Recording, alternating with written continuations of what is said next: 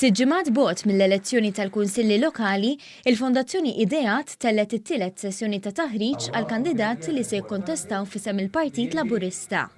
Dan biex il-mijiet ta' kandidati ta' kulletta ikunu konxi tal-ħidma u responsabiltajiet li hemm jistennewhom kemm il-darba jkunu eletti fil-Kunsill.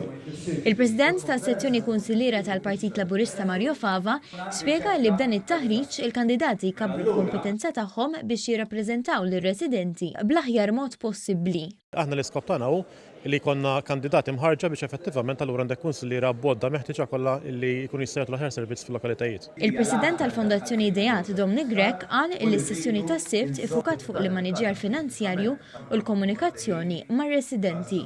Hemm l-aspett anke wkoll finanzjarju, l-aspett ta' komunikazzjoni effettiva u anke wkoll ma speċjalment fl-iktar ħajdwek partijiet importanti fejn tidħol il-liġi tal-Kunsillu Lokali. Preżenti kien hemm diversi sindki u kunsilliera flimkien ma' 20 ta' kandidati, speċjalment żgħażagħ li se jikkontestaw l-elezzjoni għall-ewwel darba. Mix interessanti għaliex aħna nemmnu wkoll li l-esperjenza dawk li taw kontribut qabel għandha wkoll tajn u tkun anke servi ta' eżempju għal kandidati l-oħra li se jkunu qegħdin jikkontestaw għall-ewwel darba. Indirizzaw lil dawk preżenti l-President tal-Partit Laburista Daniel Mikallef u l-Kap Eżekuttiv Randolph De Battista.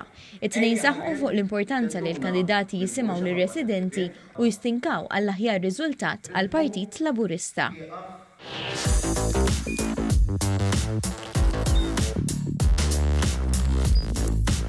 Idħol fuq one.com.mt u hemmhekk tista' tara l-programmi kollha li jxandru fuq One permezz ta' One Play.